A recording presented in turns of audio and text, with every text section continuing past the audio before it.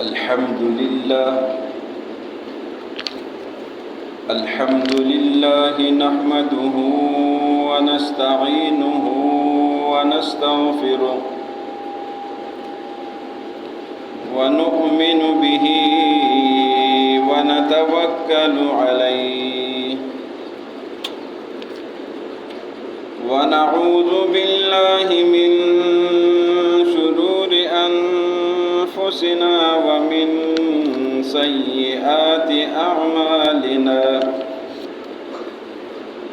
من يهده الله فلا مضل له ومن يضلله فلا هادي له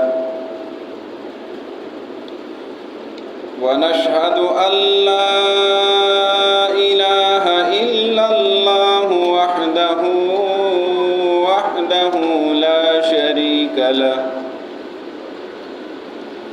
لا شريك له ولا نظير له ولا وزير له ولا وزر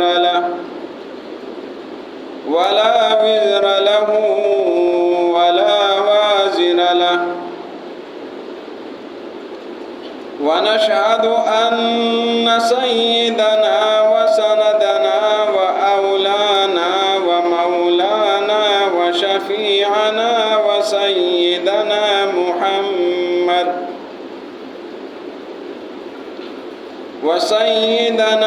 محمدا عبده ورسوله صلى الله عليه وعلى آله وأصحابه وأزواجه وذريته وأهل بيته أجمعين أما بعد فأعوذ بالله من الشيطان الرجيم بسم الله الرحمن الرحيم إنما يعمر مساجد الله من آمن بالله واليوم الآخر وأقام الصلاة وآتى الزكاة ولم يخش إلا الله فعسى أولئك أن يكونوا من المهتدين وقال النبي صلى الله عليه وسلم إذا رأيتم الرجل يعتاد المسجد فاشهدوا له بالإيمان صدق الله العظيم وصدق رسوله النبي الكريم. मुअज़्ज़ज़ सामीन, मैंने आपके सामने अल्लाह रब्बुल किताब मुक़द्दस से सूरत तौबा की एक आयत करीमा तिलावत की है और जनाब नबी करीम सल्लल्लाहु अलैहि वसल्लम के फ़रामीन मुक़द्दसा में से एक हदीस पेश की है। आज के मौजू का उन्वान है इस्लामी मुआशरे में मसाजिद की अहमियत।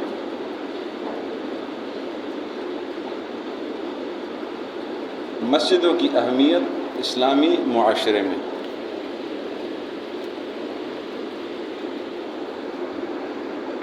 मस्जिद ये 4 हरफों पर मुश्तमिल लफ्ज़ है, मीम सीन जीम दाल। ये बना है सिजदे से, सजदा। मस्जिद वो जगह जहाँ अल्लाह के लिए सीधा किया जाता है उसको मस्जिद बोलते हैं।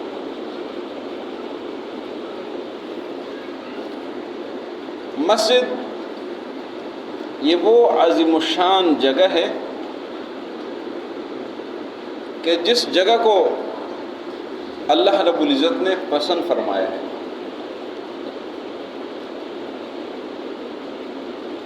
इस रोई ज़मीन पर सबसे महबूब जगह अल्लाह के यहाँ वो मस्जिद है।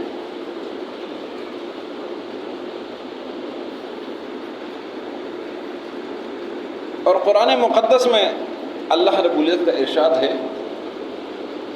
وَأَنَّ الْمَسَاجِدَ لِلَّهِ، یہ جو مسجدیں ہیں یہ صرف اللہ کے لیے ہیں. فَلَا تَدْعُوا مَعَ اللَّهِ أَحَدًا، اللہ کے ساتھ کسی اور کو مت پکارنا، صرف اللہ کو پکاریں. سورہ جن کی آیت ہے 29واں پارہ ہے وَأَنَّ الْمَسَاجِدَ لِلَّهِ فَلَا تَدْعُوا مَعَ اللَّهِ أَحَدًا. مسجدوں کی اہمیت اس بات سے اندازہ لگایا جائے کہ اس روئی زمین پر سب سے پہلی جگہ جو اللہ نے بنائی ہے وہ مسجد بنائی ہے. اور اللہ نے خود فرمایا ہے ان اول بیت وضع للناس للذی ببکۃ، کہ لوگوں کے لیے اس روئی زمین پر جو سب سے پہلا گھر بنا ہے وہ مکے کا گھر ہے، وہ مسجد حرام ہے. مسجد حرام، اس کی تعمیر، بیت اللہ شریف کی تعمیر، خانہ کعبہ کی تعمیر، وہ حضرت آدم علیہ السلام کی پیدائش سے پہلے ہوئی ہے. ان اول بیت وضع للناس للذی ببکہ. اور پھر جب حضرت آدم علیہ السلام اور حضرت اماں حوا علیہم السلام جب وہ دونوں اکٹھے ہوئے تو وہاں پر اکٹھے ہوئے تھے. اس بات سے مسجد کی اہمیت کا اندازہ لگایا جا سکتا ہے کہ مسجد کتنی اہم ہے، کہ انسانوں کو اللہ نے خلیفہ بنا کر بھیجا ہے، لیکن اس سے پہلے اللہ نے ان کے لیے مسجد کا انتظام پہلے سے کیا ہوا ہے. اور بیت اللہ شریف، اس کی تعمیر یہ کئی مراحل پر اس کی تعمیر ہوئی ہے اور کئی بار ہوا ہے. سب سے پہلے بیت اللہ شریف کو فرشتوں نے تعمیر کیا تھا آدم علیہ السلام کی پیدائش سے پہلے. اور پھر جب طوفان نوح کے بعد ساری دنیا پر طوفان آیا تھا، اس کے نشانات جب مٹ گئے تھے، اللہ نے حضرت ابراہیم علیہ السلام کو بھیجا. ابراہیم علیہ السلام کو اس جگہ کی نشاندہی کروا دی گئی ہے کہ یہیں پر بیت اللہ شریف تھا اور یہیں پر آپ نے بیت اللہ کی دوبارہ تعمیر کر دی ہے.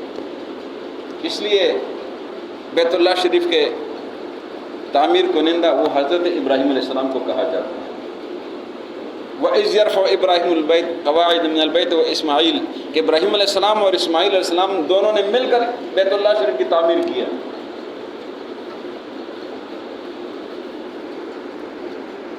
مسجد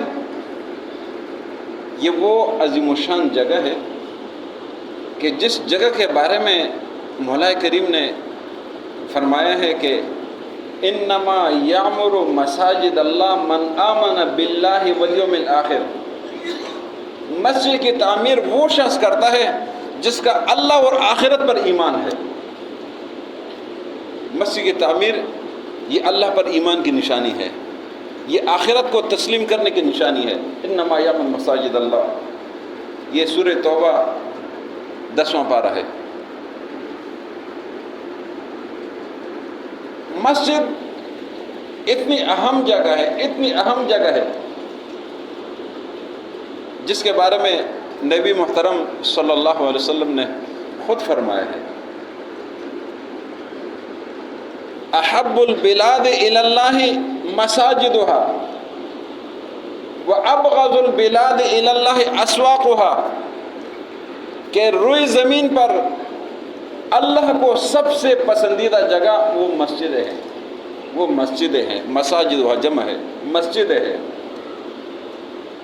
چاہے وہ عرب میں ہے یا عجم میں ہے، وہ شمال میں ہے، جنوب میں ہے، مشرق میں ہے، مغرب میں ہے، جہاں بھی ہے اللہ کی مسجد وہ اللہ کو سب سے زیادہ پسندیدہ جگہ ہے. اس کا دوسرا حصہ ہے وَأَبْغَضُ الْبِلَادِ إِلَى اللَّهِ أَسْوَاقُهَا، کہ اللہ کو سب سے زیادہ ناپسندیدہ جگہ وہ بازاریں ہیں. بازار اللہ کو سب سے ناپسندیدہ جگہ ہے. وہاں صرف ضرورت کے لیے جایا جا سکتا ہے اور ضرورت پوری کر کے فوراً واپس آنا چاہیے.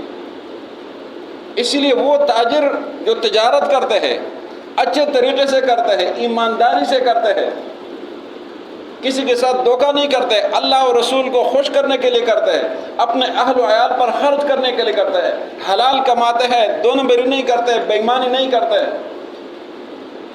ان کے لیے بڑے مقام کا اس لیے ذکر ہے کہ وہ اس جگہ پر بیٹھے ہوئے جہاں نہ چاہے بھی گناہوں کا مجموعہ ہے.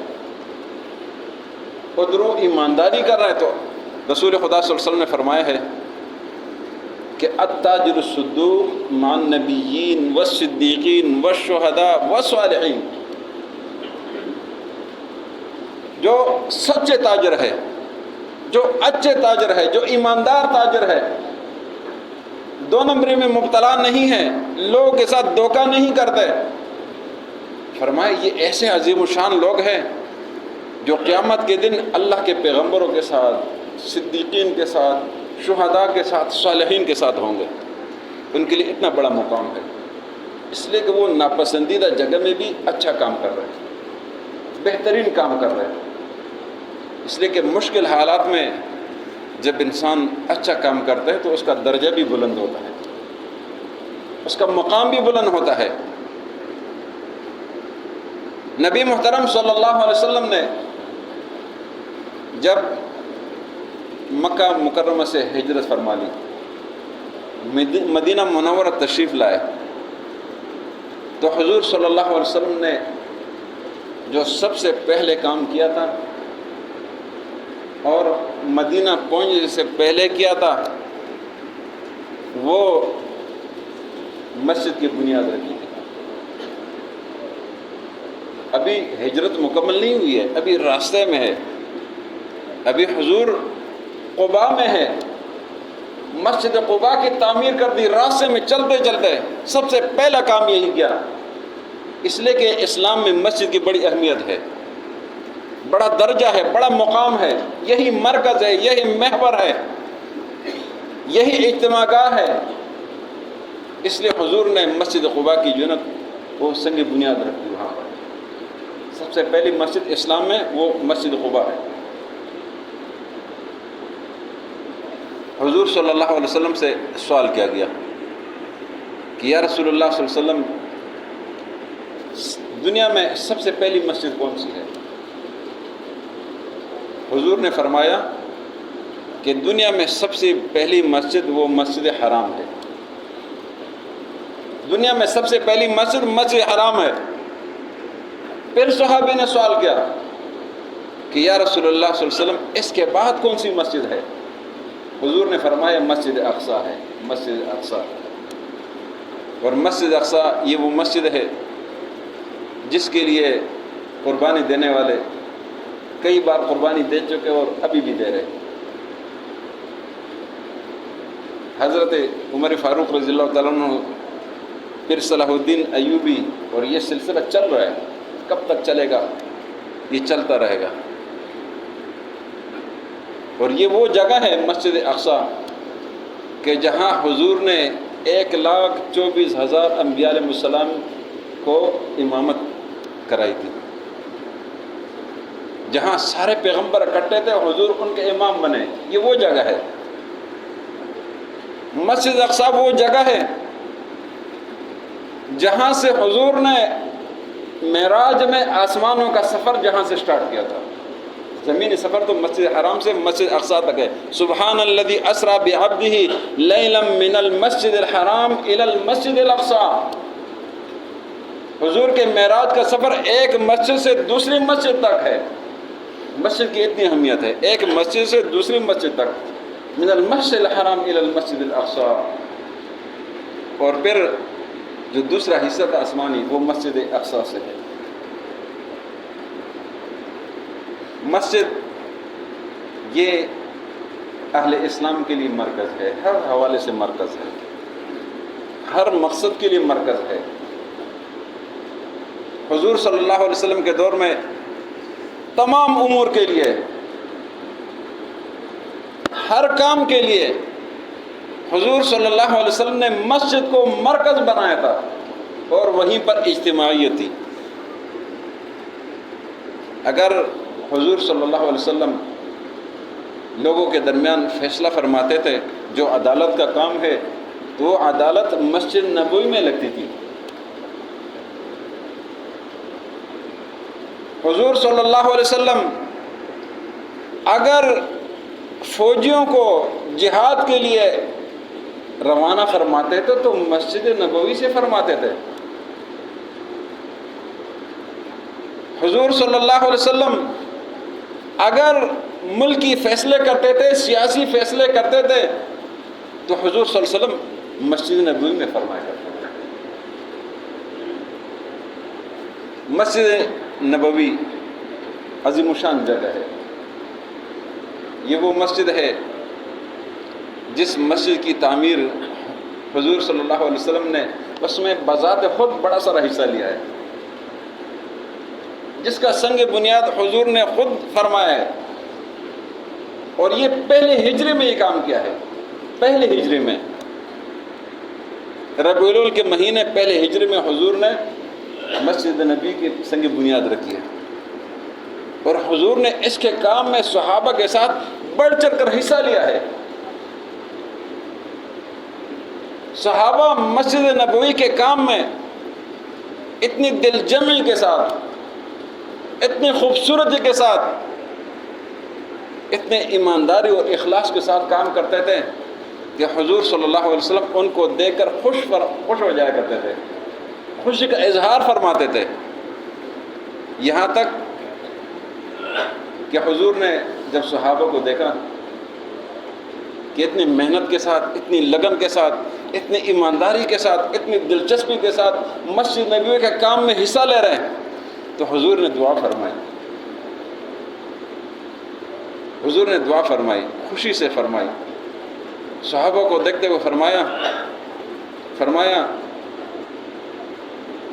فاغفر الانصار والمہاجرہ۔ حضور نے فرمایا اللہم لا خیر الا خیر الآخرہ فاغفر الانصار والمہاجرہ۔ اے اللہ، خیر تو اور کوئی نہیں ہے، خیروں کا مجموعہ وہ آخرت ہی ہے۔ سارے خیر، سب خیروں کا خلاصہ اور مجموعہ وہ آخرت ہی ہے۔ مولا ان مہاجرین کو بھی بخش دے، ان انصار کو بھی بخش دے۔ سب کے لیے دعا فرما دی، مہاجرین انصار سب کے لیے دعا فرما دی، اس لیے کہ ان کا ایمان کا جو جذبہ تھا نا وہ بہت عظیم الشان تھا، اور حضور ان کے لیے خود دعائیں فرماتے تھے۔ مسجد نبوی یہ ایمان کا مجموعہ تھا۔ صحابہ دور دراز سے مسجد نبوی تشریف لاتے تھے۔ مسجد نبوی تعلیم اور تعلم کا مرکز تھا۔ حضور صلی اللہ علیہ وسلم یہاں پر صحابہ اکرام کو ہر قسم کی تعلیمات فرمایا کرتے تھے۔ تعلیم کا مرکز تھا، اور تعلیم کے مرکز کے لیے قرآن کی سب سے پہلے بھی وہی تعلیم کی ہے۔ سب سے پہلے قرآن نے فرمایا اقرا، آپ پڑھا کریں۔ اقرا بسم ربک الذی خلق، خلق الانسان من علق، اقرا وربک الاکرم الذی علم بالقلم۔ یہ 5 آیتیں ہیں، علم الانسان ما لم یعلم، 5 آیتیں ہیں۔ اس میں بس تعلیم و تعلم کا ذکر ہے۔ اسلام نے تعلیم و تعلم پر اتنا زور دیا ہے۔ اسلام کا مقصد ہی جہالت ختم کرنا ہے، تعلیم دینا ہے، لوگوں کو سمجھانا ہے، لوگوں میں شعور اور آگاہی پیدا کرنا ہے۔ یہ اسلام کی تعلیمات ہے۔ مسجد نبوی وہ تعلیم کا مرکز تھا، اور حضور کے پاس ایسے لوگ بھی ہوتے تھے کہ وہ لوگ ہر وقت حضور کے پاس ہی ہوتے تھے، وہ طالب علم ہوتے تھے، ان کو بولتے اصحاب صفہ، اصحاب صفہ، مدرسہ صفہ۔ یہ حضور کے وہ صحابہ تھے کہ جو ہر وقت پڑھائی میں مصروف تھے، حضور کے حدیث، حضور کے جتنے بھی اخلاق ہے، جتنے بھی عادات ہے، جتنے بھی ہے، وہ سب نے اکٹھا کیا ہے۔ تاریخ میں آپ کو کسی شخص کے بارے میں وہ کچھ نہیں ملے گا جو حضور کی سیرت کے بارے میں ملتا ہے۔ اگر ہم غور و فکر کریں نا تھوڑا سا، ہمیں یہ ہمارے جو دادا پردادا گزرے جن کو ہم نے نہیں دیکھے نا، جن کو دیکھے وہ تو نقش آنکھوں میں ہوتے ہیں، دماغ میں ساری چیزیں ہوتی ہیں، جن کو نہیں دیکھا ہے ہمیں نہیں پتہ وہ کس طرح تھے۔ کسی کو پتہ ہے آپ میں سے؟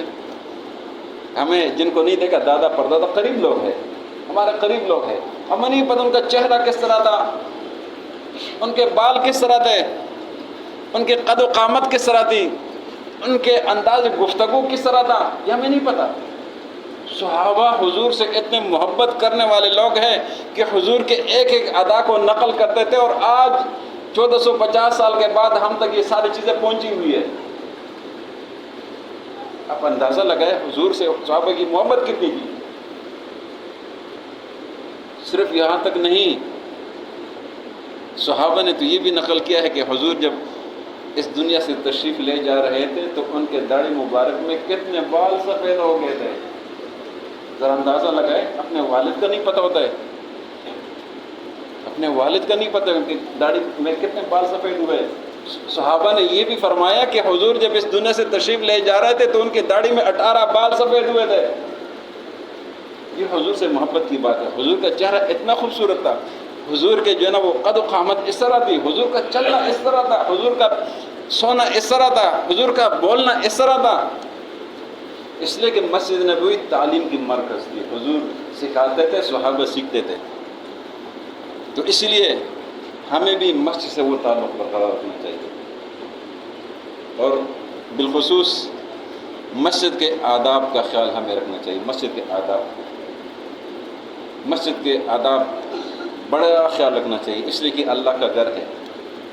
اگر آپ کے گھر میں کوئی مہمان آ جائے اور مہمانوں کے بچے آپ کے بھتیجے ہیں، آپ کے بھانجے ہیں، آپ کے رشتہ دار ہیں، آپ کے بے شک پوتے نوازے کیوں نہ ہوں، جب وہ چیزوں کو ادھر ادھر کرنا شروع کرتے ہیں تو آپ ڈانٹنا شروع کر دیتے ہیں کہ بچوں آرام سے بیٹھو، کیا کر رہے ہو، ڈانٹنا شروع کر دیتے ہیں نا۔ کیوں؟ آپ کا گھر ہے، وہ چیزوں کو ادھر ادھر کر رہے ہیں، بے ادبی کر رہے ہیں۔ اللہ کا گھر ہے، اللہ کے گھر میں آداب کا خیال رکھنا چاہیے۔ جب اللہ کے گھر میں آ جائے تو بڑے اہتمام کے ساتھ، بڑے صفائی ستھرائی کے ساتھ، خوشبو لگائے، اہتمام کرے، صاف ستھرا کپڑے پہنے۔ حضور نے تو یہاں تک فرمایا ہے کہ جب آپ مسجد جاتے ہیں تو ایسی چیزیں نہ کھایا کرے جن چیزوں کے کھانے سے منہ سے بدبو جاتی ہے۔ مولی کا کرنا ہے کرے، آپ کے ساتھ جو نماز کے لیے کھڑا ہے یا بیٹھے ہوئے اس کو تکلیف نہ ہو جائے۔ لہسن کھا کر ڈائریکٹ نہ کرے، آپ کے پڑوسی کو تکلیف نہ ہو جائے۔ کوئی ایسی تیز ترین خوشبو نہ لگائے جس سے لوگوں کو تکلیف اذیت ہوتی، تیز ترین، مناسب درمیان سے خوشبو لگائے تاکہ وہ ہر کسی کو پسندیدہ ہو۔ اس طرح کا یہ آداب ہے۔ مسجد کے صفائی ستھرا کا خیال رکھنا چاہیے۔ حدیث شریف میں آتا ہے، جو حدیث آپ کے سامنے پڑھی ہے، اذا رأیتم الرجل یعتاد المسجد فاشهدوا له بالایمان۔ یہ جو ایمان ہے نا، یہ ایسی چیز ہے جس کی گواہی نہیں دی جا سکتی ہے، لیکن ایک عمل ایسا ہے جس عمل کے کرنے سے آپ اس کے ایمان کی گواہی دے سکتے ہیں۔ وہ ہے مسجد کی صفائی ستھرائی، مسجد کے ساتھ تعلق رکھنا، ہر وقت مسجد کے دل میں درد اور غم رکھنا، مسجد کی فکر کرنا، اور ہر وقت اس فکر میں رہنا کہ اب دوبارہ اذان ہوگی تو میں مسجد جاؤں گا نماز پڑھنے کے لیے۔ اور مسجد کے ادب و احترام کے حوالے سے ہم لوگ تو بڑے دلیر ہو جاتے ہیں نا، دلیری کرتے ہیں، ہمارے پاس مسائل بھی بڑے زیادہ ہو جاتے ہیں نا۔ ہم کہتے ہیں کہ یہ بوٹ پہن کر ہم مسجد جا سکتے ہیں، صحابہ نے نماز پڑھی ہے، ہم مجاہدین ہیں، ہم اس طرح ہے، ہم اس طرح ہے نا، یہ ہمیں بڑی دلیل آ جاتی ہے۔ حالانکہ اتنی ضرورت نہیں ہوتی جتنا ہم دلیلوں کو جو نا وہ اوپر لے آتے ہیں۔ اگر آپ سمجھنا چاہتے ہیں، سیکھنا چاہتے ہیں تو پھر آپ موسیٰ علیہ السلام کے پاس چلے جائیں۔ موسیٰ علیہ السلام کوہ طور کے پہاڑی میں تھے، نہ وہاں اس طرح قالینیں تھی، نہ وہاں اس طرح فرش تھے، نہ وہاں اس طرح صفائی ستھرائی تھی، وہاں ایک زمین تھی۔ موسیٰ علیہ السلام جب وہاں تشریف لے گئے تو اللہ نے فرمایا کہ موسیٰ اپنے جوتے اتار دے، اپنے جوتے اتار دے، یہ قرآن میں ہے۔ فخلا نعلیک، فخلا نعلیک، نعلیک نال تو آپ جانتے ہیں نا، نال شریف، فخلا نعلیک، اپنے جوتے اتار دے، نعلیک اتار دے۔ اب ہمارے جوتے اور موسیٰ علیہ السلام کے جوتے میں کوئی نسبت ہے؟ کہاں موسیٰ کے جوتے، کہاں ہمارے جوتے، کوئی نسبت نہیں ہے۔ وہاں جہاں موسیٰ کے پاؤں لگے ہیں وہاں سے ہماری نسبت نہیں ہے، جوتے تو بہت دور کی بات ہے۔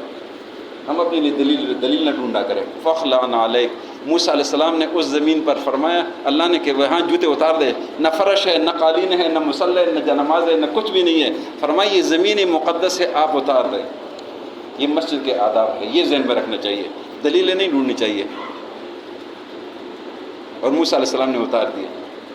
وہاں پتھر بھی تھے، چھوٹے چھوٹے پتھر بھی تھے نا، پہاڑی تھی، موسیٰ علیہ السلام اس پر چل رہے تھے۔ فخلا نعلیک انک بالوادی المقدس، یہ کچھ بزرگ جو ہے نا جب مدینہ منورہ جاتے ہیں، مکہ مکرمہ جاتے ہیں تو جوتے اتار دیتے، وہ محبت کی بات ہے، نہ اتارے تو کوئی مسئلہ نہیں ہے، وہ عام زمین ہے۔ لیکن جہاں اللہ کا حکم ہے تو مقصد یہ ہے کہ مسجد کے آداب کے خیال رکھے، مسجد کی سرزمین مقدس ہے، اس کے ادب و آداب کا خیال رکھنا چاہیے۔